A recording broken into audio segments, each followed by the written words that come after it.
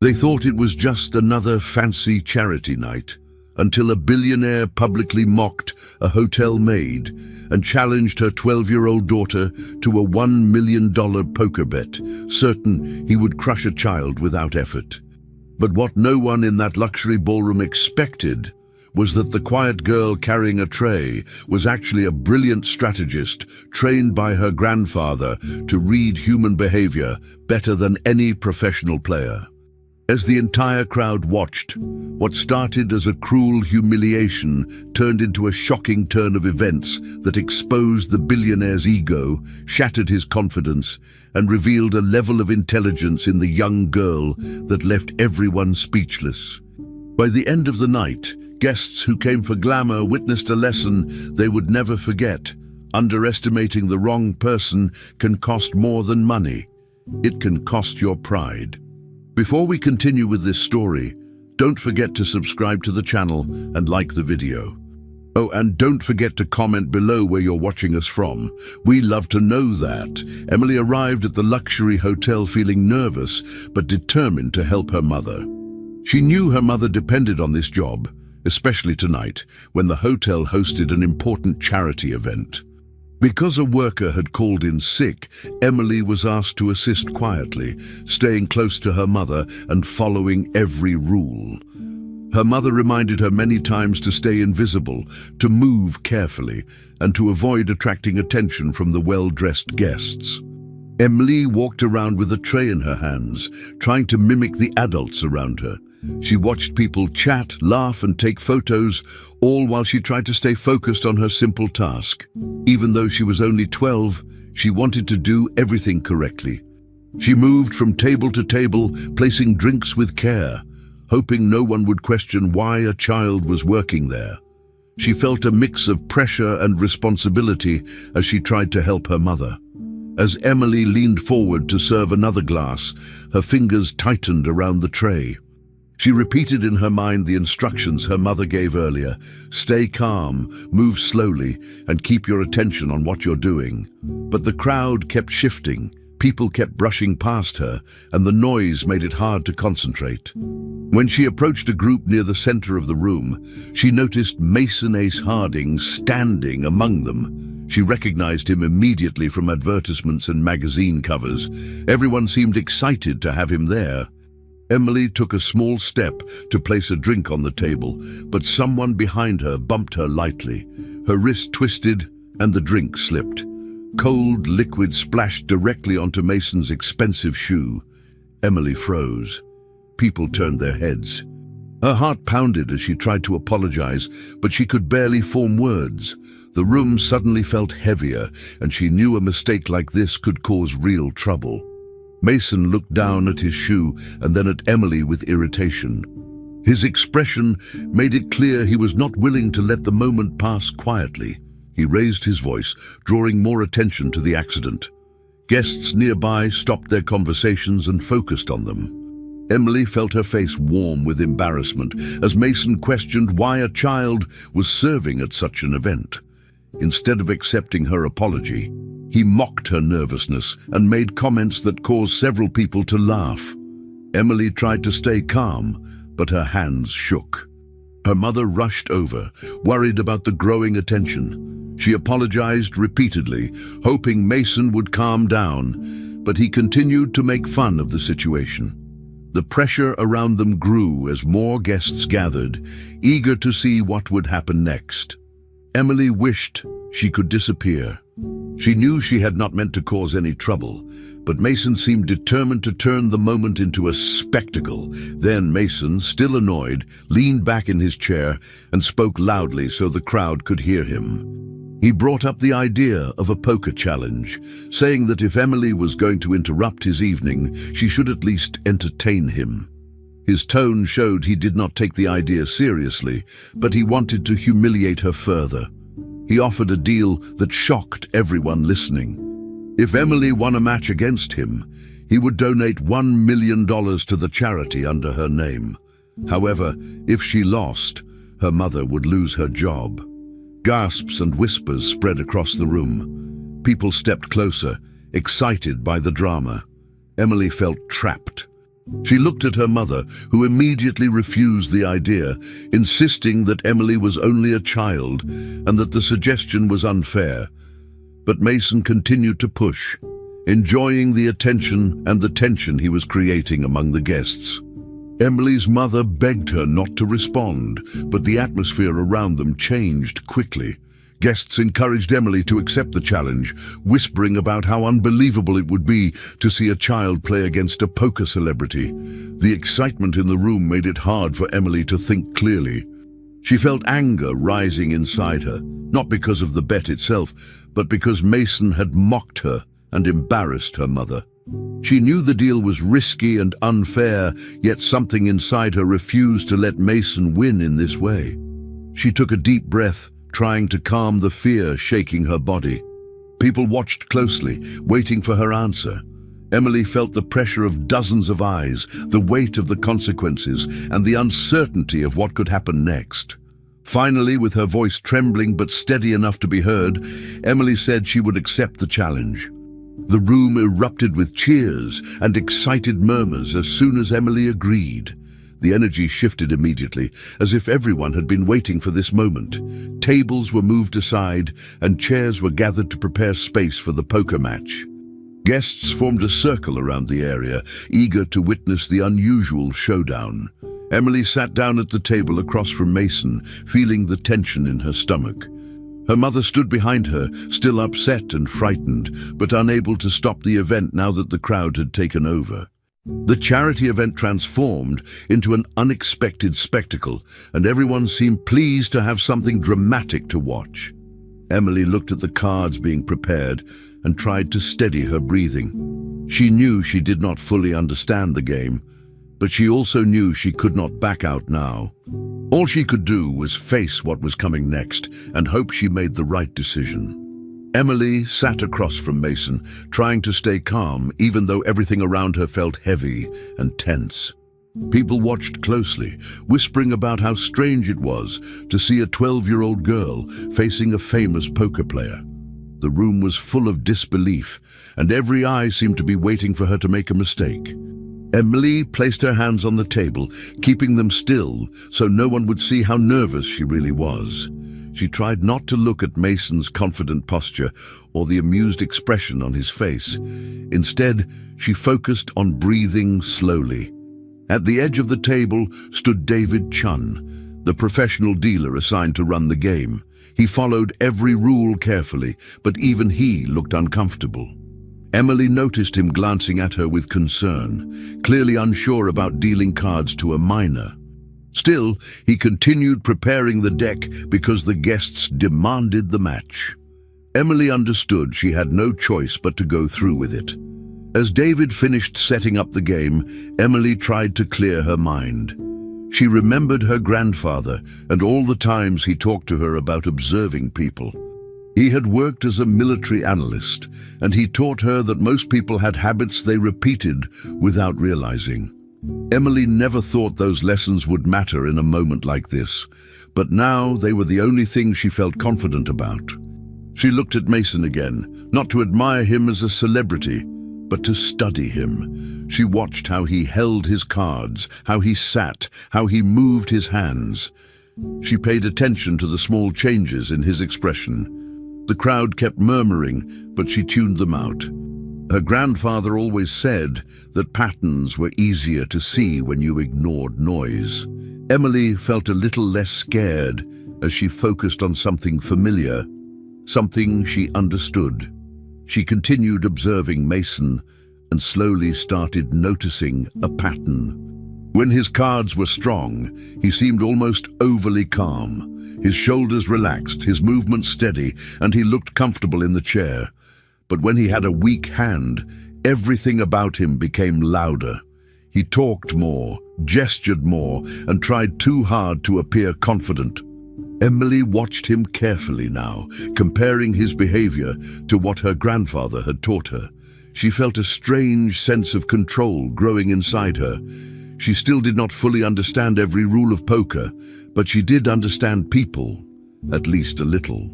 And right now, she needed every advantage she could get. David shuffled the deck one more time, and the room became more focused. Emily knew that as soon as the cards were dealt, she would have to trust her instincts. She sat up straighter and prepared herself for what was coming next. When David finally dealt the cards, Emily took a moment before looking at them.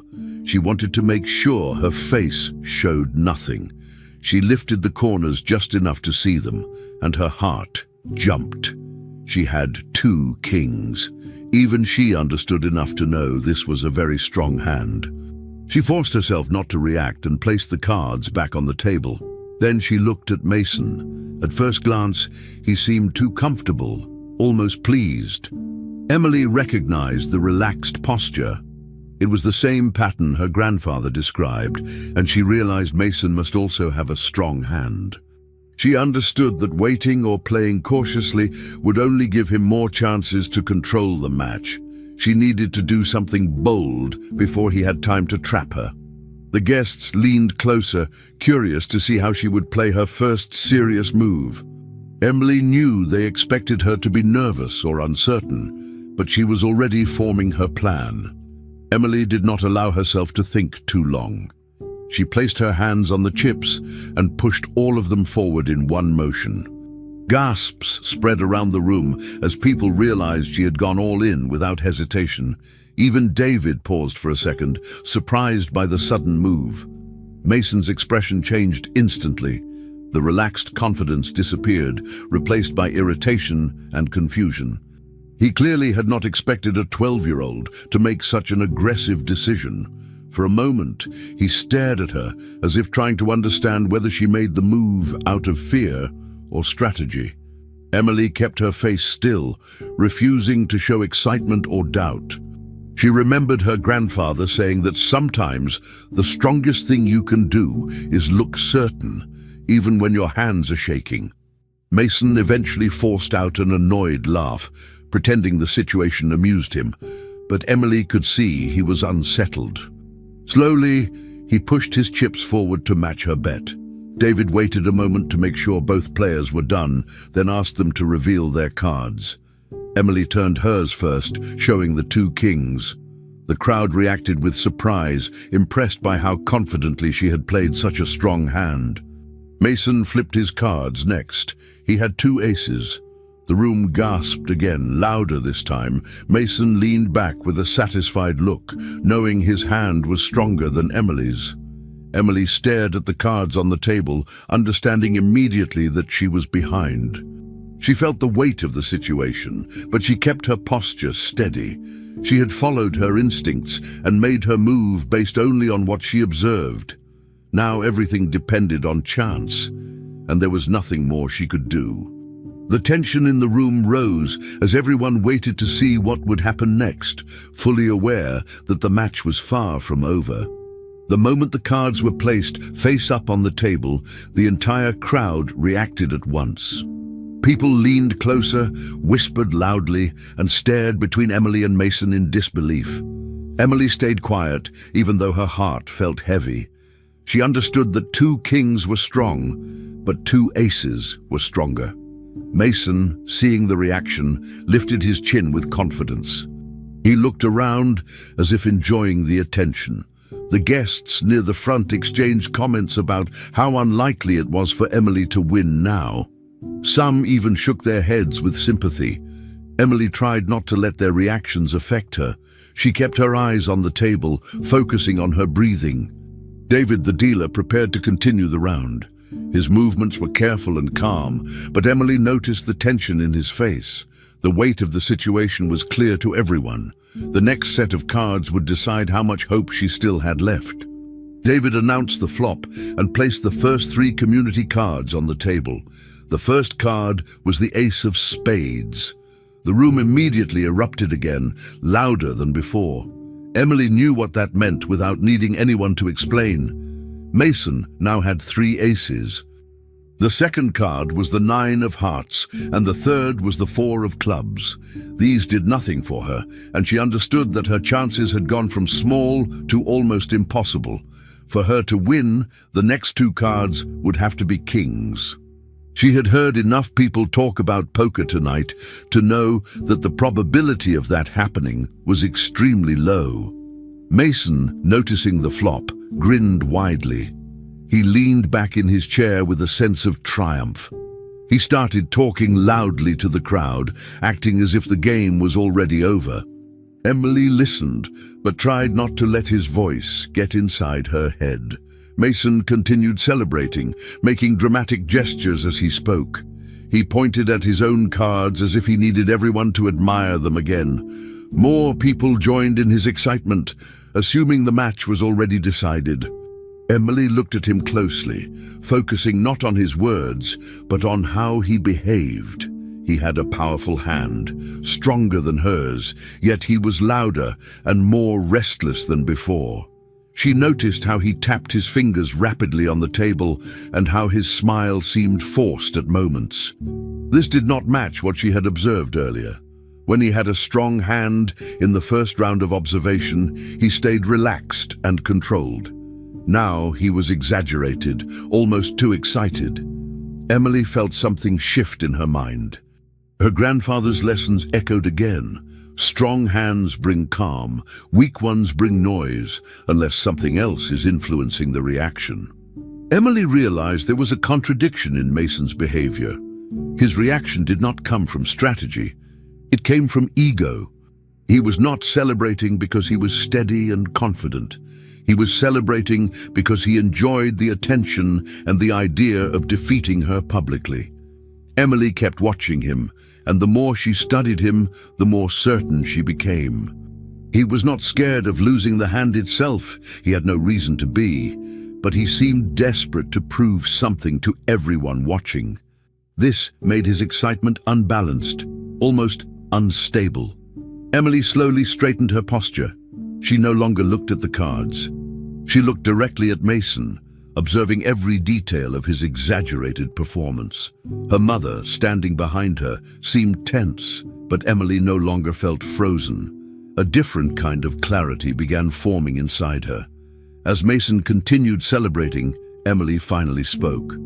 Her voice was calm, but firm enough to cut through the noise. People nearby stopped talking, surprised to hear her challenge him so directly. She told Mason that his reactions did not make sense. She pointed out that someone with such a strong hand should not be acting the way he was acting. Her tone was steady, and she did not raise her voice. She was not accusing him of lying about the cards. Those were visible to everyone. Instead, she said he was bluffing about something else, something much more important. The crowd grew silent, confused at first.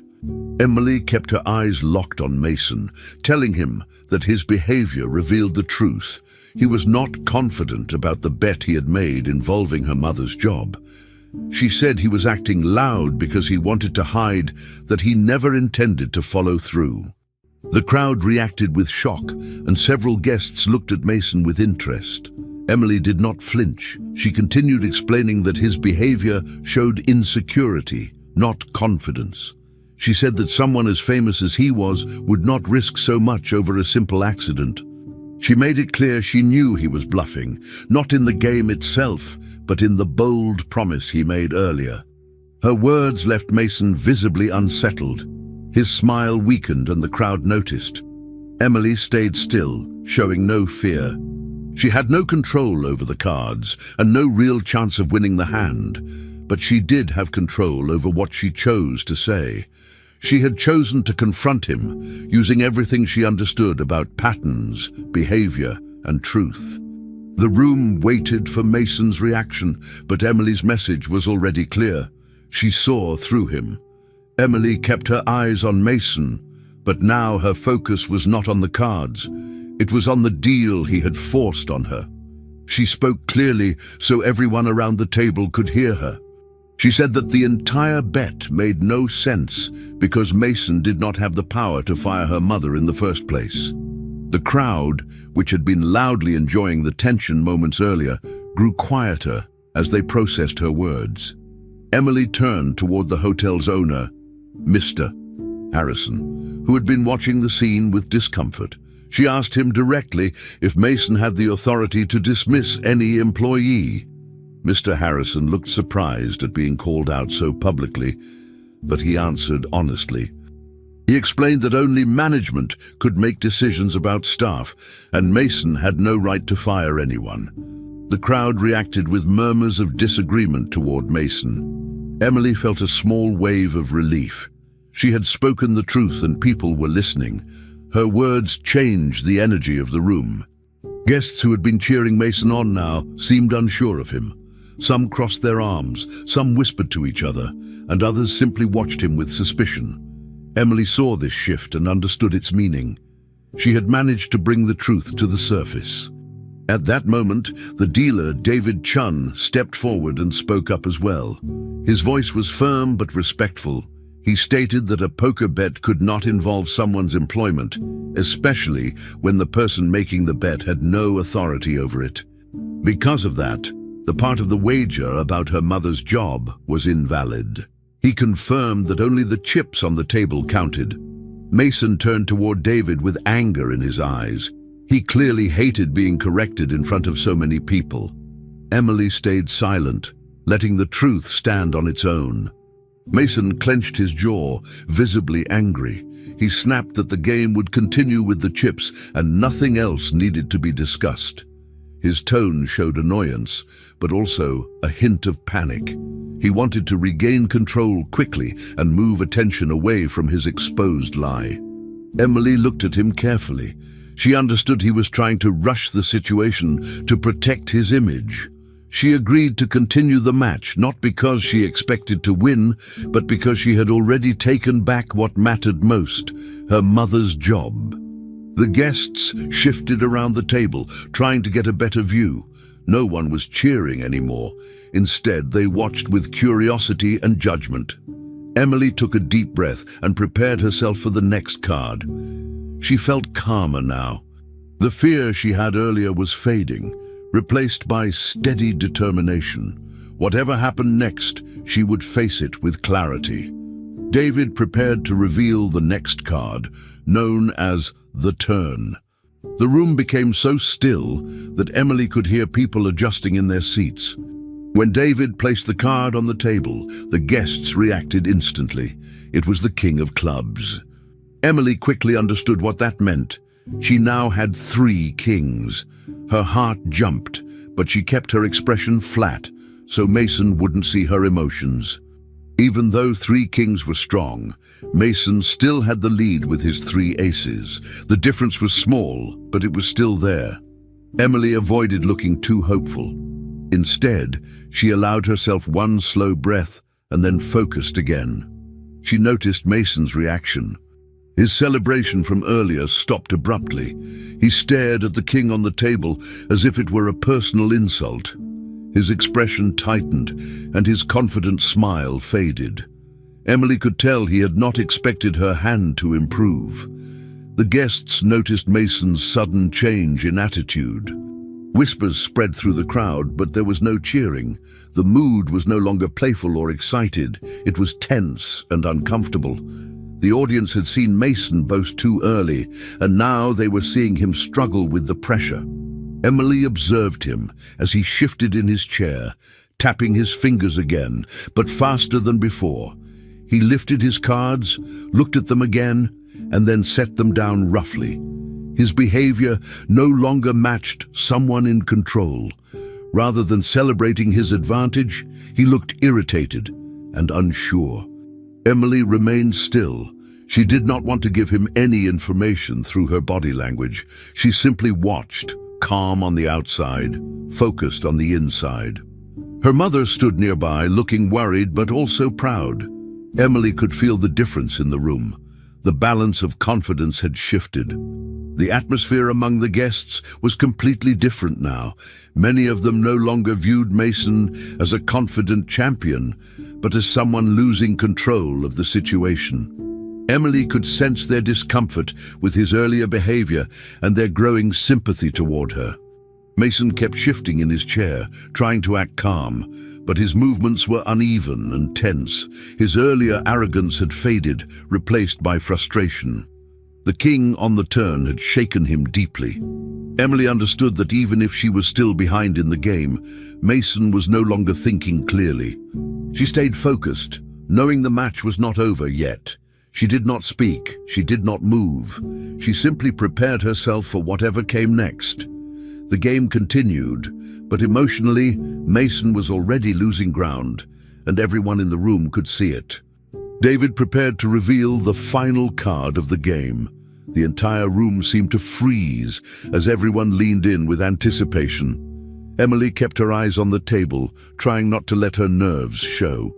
She knew she was still behind even with 3 kings, and that only one card could change the result. Her hands stayed still, and she forced herself to breathe slowly. Mason stared at the table as if expecting the card to confirm his victory. When David finally turned the river card, the room reacted with a sudden wave of shock. It was the King of Diamonds. Emily felt her chest tighten as she realized she now had 4 kings. She did not smile, move, or speak. She just stared at the cards, almost unable to believe it. Mason blinked several times, as if his eyes were playing a trick on him.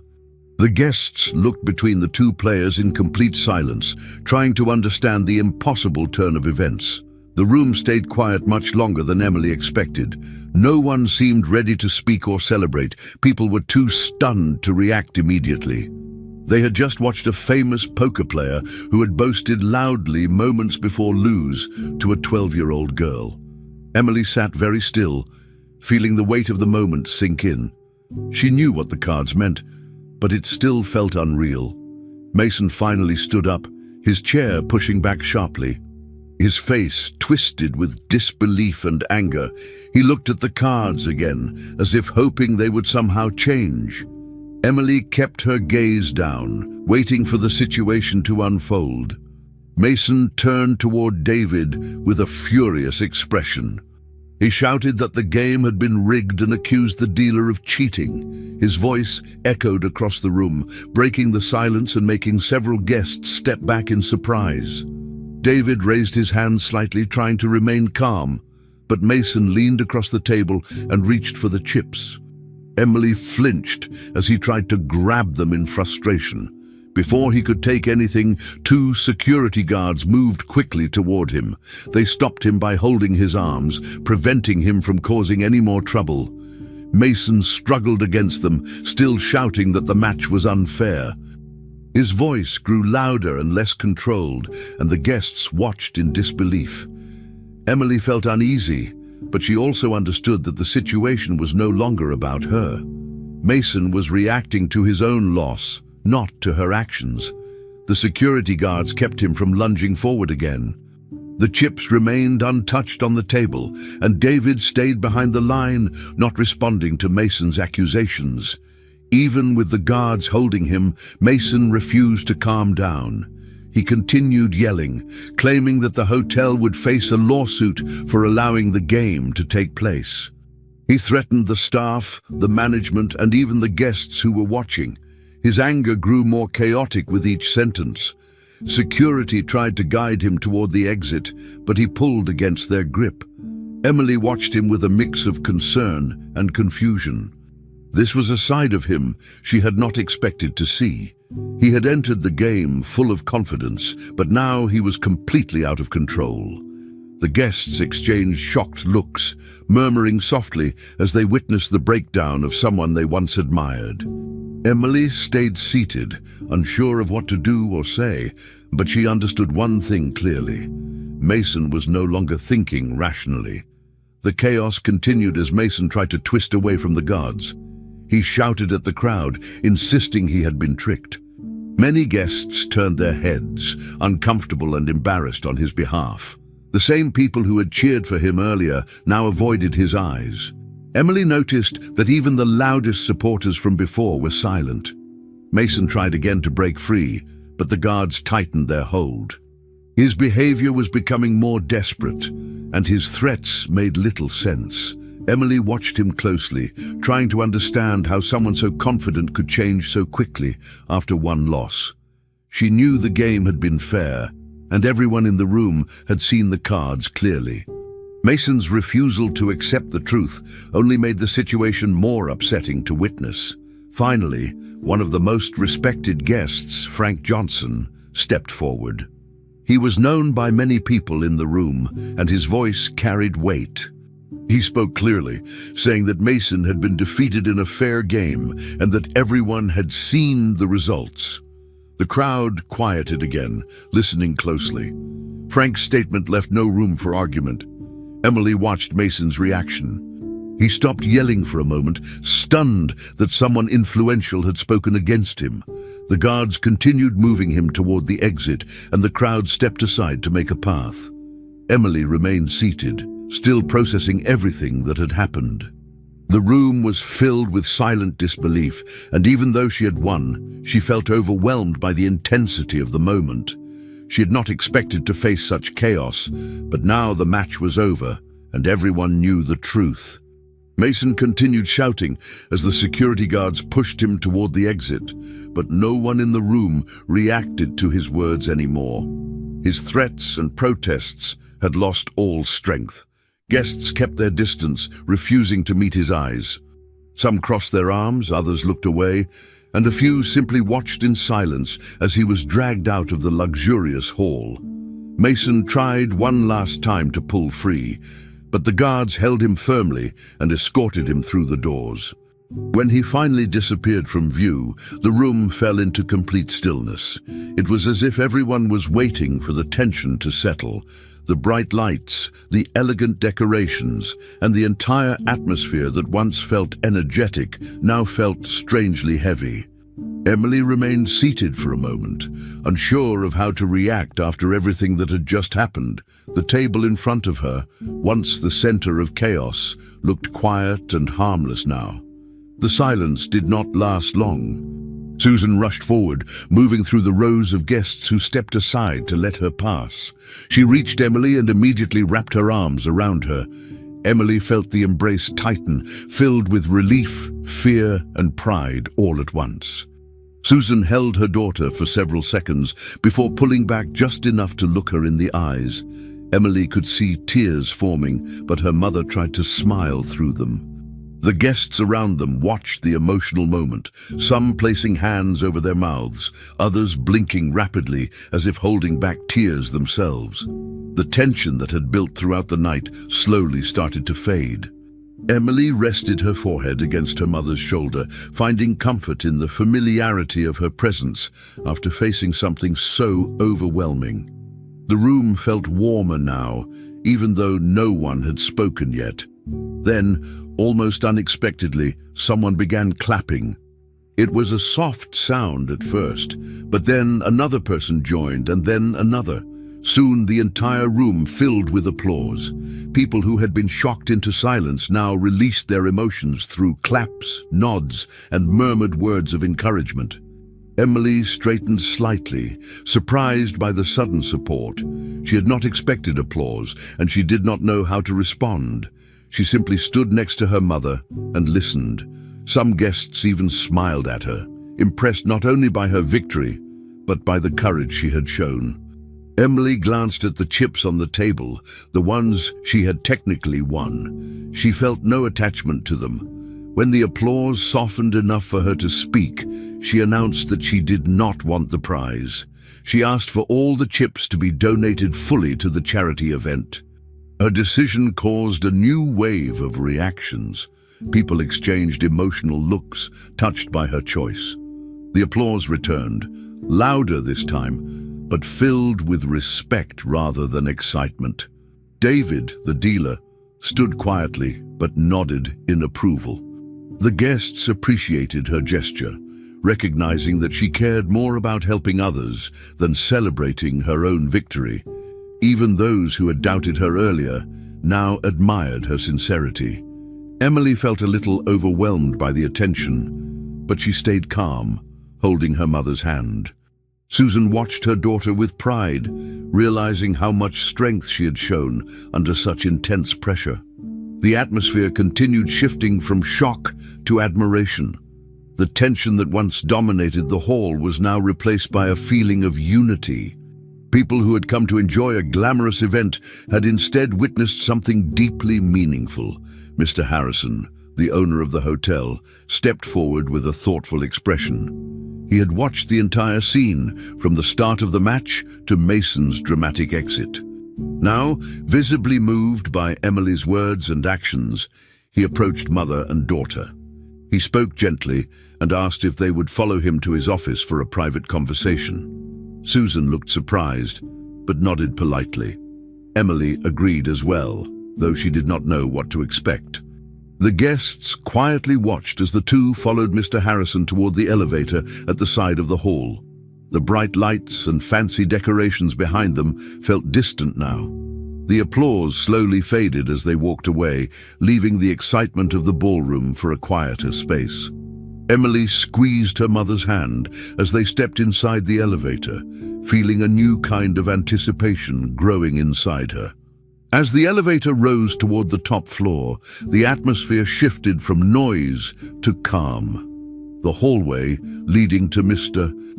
Harrison's office was quiet, with soft lighting and polished floors. Emily felt the change immediately. The glamour of the charity event was no longer around them. Instead, there was a serious and reflective mood, almost as if the hotel itself understood the importance of what had happened. Susan walked beside her, keeping close, still shaken but proud. Emily tried to prepare herself for whatever conversation waited ahead.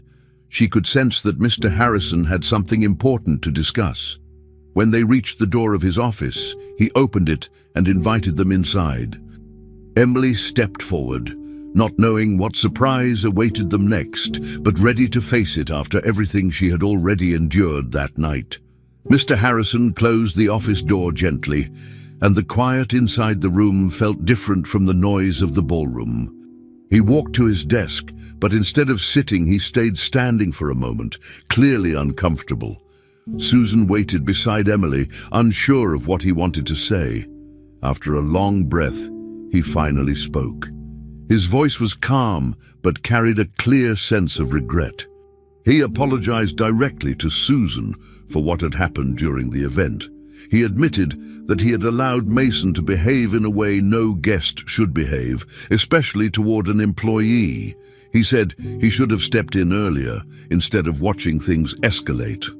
Susan listened quietly, surprised to hear such honesty from someone in his position.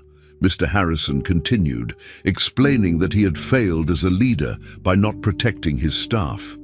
Instead of blaming Susan, he took responsibility for the environment that allowed Mason to threaten her.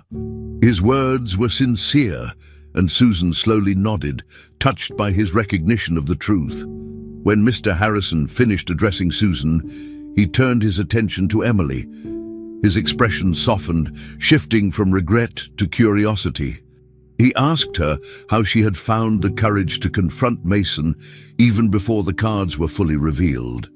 Emily paused for a moment, unsure of how to explain everything in simple terms. She said that she did not act out of confidence in winning the game, but out of something else. She remembered the lessons from her grandfather, who often taught her about patterns and behavior. Emily explained that people reveal their intentions in small ways, through how they sit, how they react, and how they try to appear to others.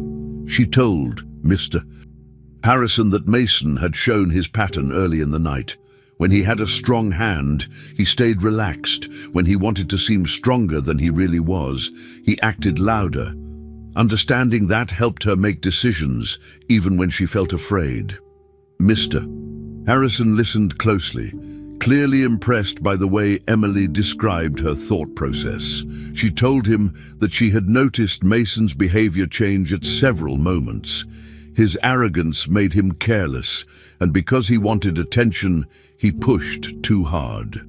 Emily said she did not read minds, but she could read reactions, and those reactions told her what she needed to know. She explained that standing up to him was not easy, but once she recognized the weakness behind his attitude, she felt she had to speak the truth. Susan watched her daughter explain everything, standing a little straighter with each sentence. Emily spoke calmly, not to brag, but to answer honestly. Mr. Harrison nodded several times, clearly thinking about each detail she shared.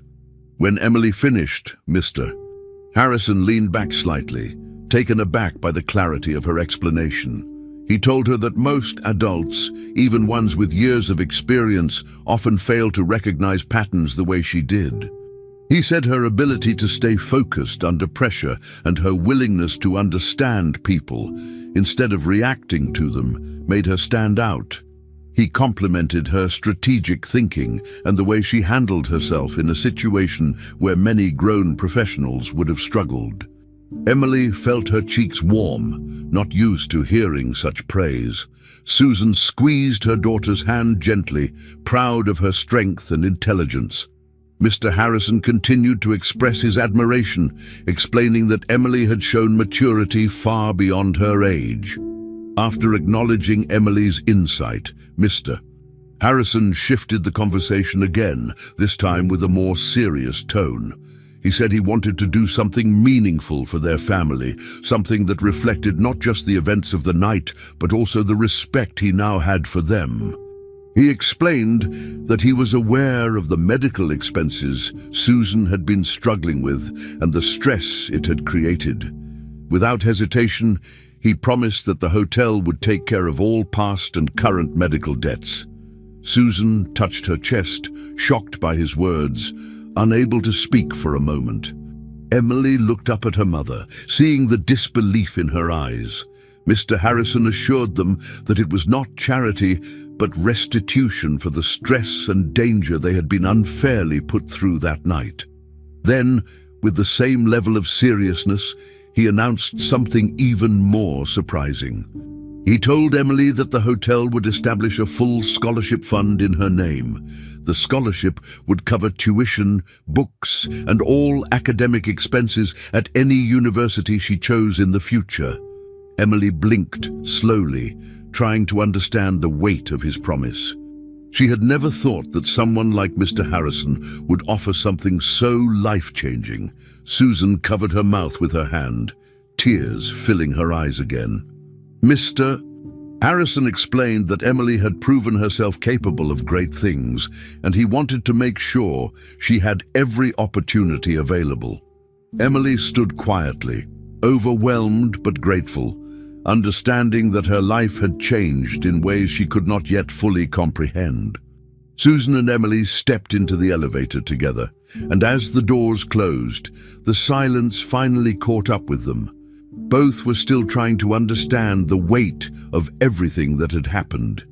Susan held Emily's hand firmly, as if afraid something might slip away if she let go.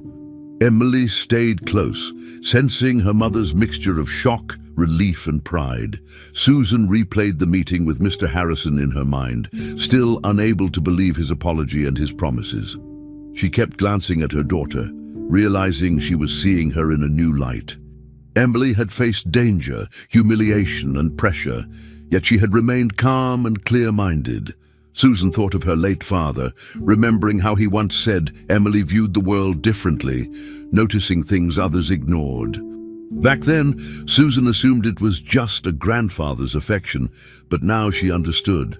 Emily's way of seeing people had changed everything tonight. The elevator eased downward quietly, giving them a moment to breathe.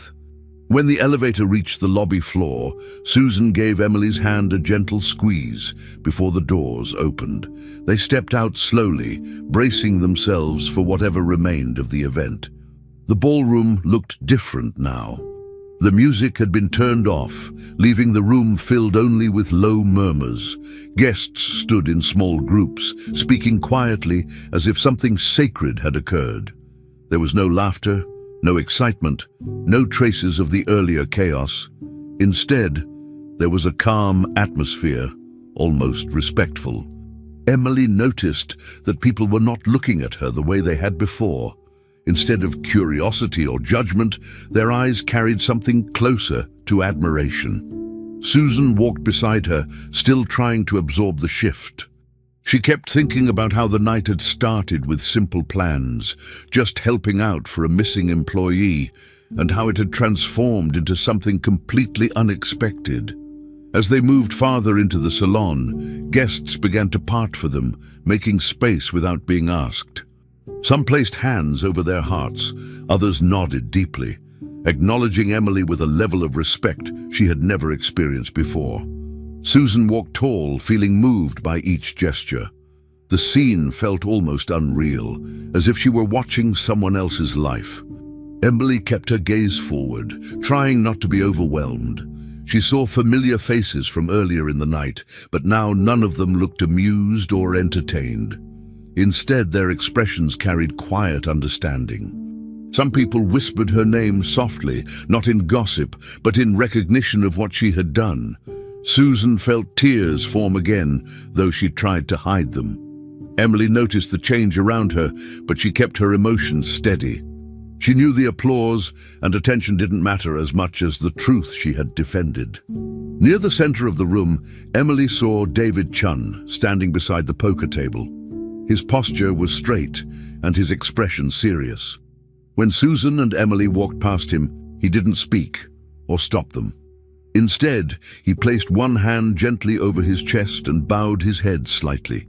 The gesture was simple, but it carried deep meaning. It showed gratitude, respect, and acknowledgement all at once. Emily paused for a second, unsure how to respond. She nodded back quietly, accepting his silent message. Susan noticed the exchange and felt something warm rise in her chest. David had witnessed everything, from the unfairness of the bet to the chaos that followed. His small gesture confirmed that Emily's actions had left a mark not just on the guests, but on the staff as well. Emily continued walking, holding her mother's hand tightly again. As they approached the back section of the ballroom, the atmosphere shifted once more. The luxurious decorations became less noticeable, and the polished shine of the floor gradually gave way to the familiar hallway leading to the service area. Here, the guests' presence faded behind them. The voices, the soft whispers, and the admiring looks stayed in the glamorous part of the hotel. Susan breathed more freely once they stepped out of the main space. She had spent years working behind those doors, cleaning, organizing, and keeping the hotel running without anyone ever noticing. Tonight, she and her daughter had crossed between the two worlds, the one of elegance and wealth and the one of hard work and humility. Emily sensed the change too, feeling the shift from bright lights and marble floors to the quieter, simpler area where her mother spent each day. Mother and daughter walked side by side through the service corridor, leaving behind the applause, the chaos, and the heavy emotions of the night. Susan felt a mix of relief and exhaustion settle in. Emily looked around the familiar hallway and felt herself relax for the first time since the challenge began. The glamour of the event no longer mattered. The admiration of the guests no longer mattered. What mattered was that they were together, safe, and stepping away from a world that had almost swallowed them. Susan squeezed her daughter's hand once more as they reached the door leading deeper into the staff area. Emily glanced back one last time at the ballroom they had left behind. Then, without hesitation, they walked forward, ready to return to the quieter place that had always been their reality. Susan and Emily left the service hallway behind them and continued down the narrow stairs that led to the employees' wing of the hotel. The atmosphere changed completely as they descended. The bright lights, polished marble, and expensive decorations of the upper floors were replaced by plain walls and the steady hum of everyday work. They passed laundry carts, storage closets, and the break room where Susan spent many of her shifts. Emily walked quietly beside her mother, still holding her hand. Both were tired, not just physically, but emotionally. Each step felt like a return to reality, away from everything that had happened that night. When they reached the final corridor, Susan unlocked the door that led to the small apartment the hotel provided for them. It was modest and compact, but familiar and comforting in its own way. Emily stepped inside first, breathing in the simple smell of home, which finally made her shoulders relax after the intense night. Inside the apartment, the contrast with the luxurious ballroom became even more obvious. The space was small, with just enough room for the essentials, but it was clean and organized. Emily walked slowly toward the small wooden table beside the worn couch. There, placed in a simple frame, was the photograph of her grandfather. She picked it up gently and held it close, studying the familiar face that had always made her feel safe. Susan watched her from the doorway, her heart tightening with emotion. Seeing Emily look at the picture brought back memories of the man who had once filled the apartment with stories, quiet advice, and warm laughter. Susan walked toward her daughter and wrapped her arms around her from behind. She did not try to hide her tears anymore. The events of the night, the fear, the relief, and the pride all came rushing back at once. Susan held Emily tightly and whispered that her grandfather would be incredibly proud of her. Her voice shook as she spoke, and tears streamed freely down her cheeks. She remembered how he used to say that Emily had a unique way of seeing the world, even when she was much younger. He often insisted that Emily understood people better than most adults, though Susan had never fully grasped what he meant at the time. Now she did. Emily listened quietly to her mother's words and then looked at the photograph again. With calm certainty, she answered that her grandfather already knew. There was no hesitation in her voice. She spoke with a kind of confidence that had grown stronger throughout the night. Susan pulled back slightly so she could look at her daughter's face, surprised by the firmness in her tone. Wiping her eyes, Susan tried to lighten the moment by mentioning how lucky Emily had been with the cards. She said it almost playfully, hoping to ease the emotional weight in the room. But Emily shook her head gently. She explained that the victory had not come from the kings she received. Those cards had helped, of course, but they were not the reason she won. Emily turned toward her mother and spoke clearly, wanting her to understand. She said the real win happened earlier, long before the king appeared on the table. It happened when she recognized how Mason reacted to pressure, how he tried to look stronger than he was, and how his ego controlled his decisions. Emily said the match was not about luck. It was about seeing what Mason could not hide. Susan listened closely, absorbing every word. Emily continued explaining that when Mason pushed the emotional bet involving her mother's job, she saw right through him. She knew he wanted control, attention, and admiration from the crowd. He wanted the room to see him as powerful, not just skilled. Emily said she realized that his behavior was not about the cards at all. It was about his need to dominate the situation.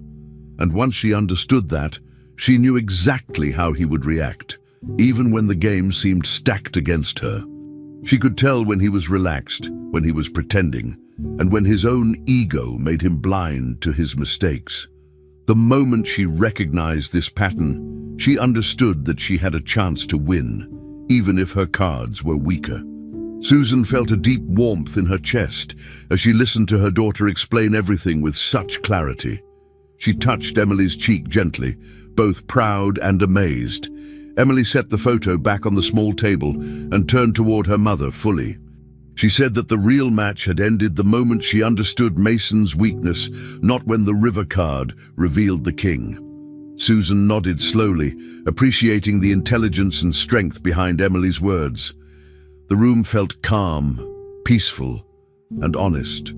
The chaos of the ballroom was far behind them now. Inside their small apartment, there was no applause, no tension, and no pressure, only the truth of what Emily had achieved.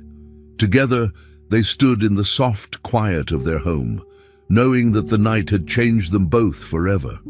Emily sat down on the small couch, still holding the calm expression she had carried since they entered the apartment. Susan sat beside her, wiping the last traces of tears from her face.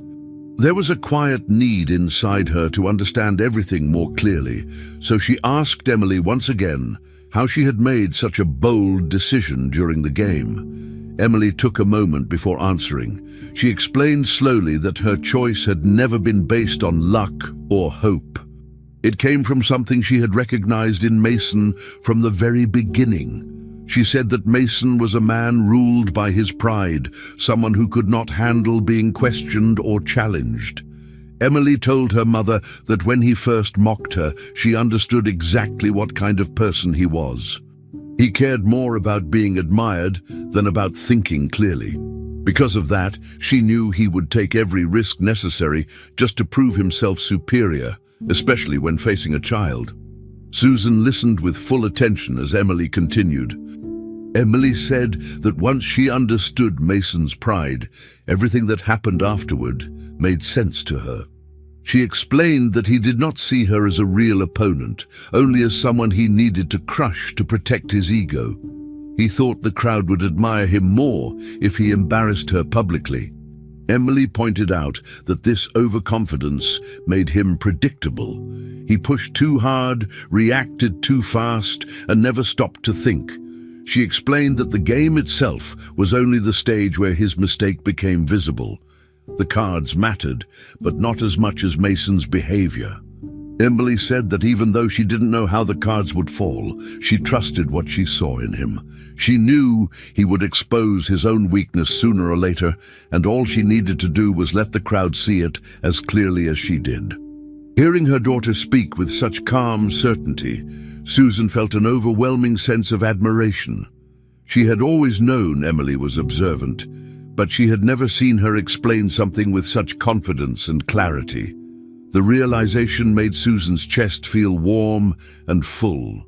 She reached over and pulled Emily into a tight embrace, holding her as if she wanted to protect her from everything the world could bring. For the first time in a very long time, Susan felt truly safe. The fear she had carried for years, fear of losing her job, of not being able to provide, of something going wrong, seemed to fade. Emily had faced a situation that even most adults would have avoided, and she had stayed composed the entire time. Susan held her daughter close and whispered that she was proud of her in ways she could barely put into words. Emily returned the embrace gently, but did not seem overwhelmed by the emotion. She remained steady, almost grounded by her own understanding of what had happened. When Susan finally released her, Emily looked at her with a quiet seriousness and said that the safety her mother felt now had always been there. She explained that the events of the night did not create that safety, they only revealed it. Emily had seen patterns in people for as long as she could remember, learning how to understand situations before they became dangerous. She had noticed things that others overlooked, not because she was trying to be extraordinary, but because it felt natural to her. She said that Susan had never been alone or unprotected, even during the hardest moments. Emily simply had not explained this side of herself until tonight, and now her mother finally understood. Susan felt a deep sense of peace as she listened. The fear she had carried inside her for so long seemed to dissolve into something gentler. She reached for Emily's hand, grateful for the strength her daughter had shown and for the truth she had finally shared. The room grew quiet again, but it was a comforting silence, not an empty one. They both understood that what happened tonight was something only they could truly grasp. It was not just about the game or the dramatic moments in front of the crowd. It was about trust, instinct, and the quiet strength that had been living inside Emily all along. Susan took a deep breath, letting the stillness settle inside her like a long-awaited answer. The night slowly returned to its ordinary rhythm. The lights in the small apartment glowed softly. The air felt steady, and the world outside seemed far away. Susan and Emily remained together on the couch, the weight of the evening finally lifting. They did not need applause, praise, or recognition from anyone else. They had faced something extraordinary and walked back into their simple life changed in a way only they could understand. The hotel ballroom, the chaos, the crowd, and Mason's collapse were now behind them. What remained was the quiet truth shared between a mother and her daughter. As they sat in their modest home, the story closed not with noise, but with a calm that belonged only to them. An ending shaped by courage, understanding, and a bond that had proven stronger than anything they had faced. Finally, we've reached the end of this story. I'm extremely happy that you've made it this far. Thank you very much for watching. Comment below what you thought and what was the best or worst part. Don't forget to subscribe.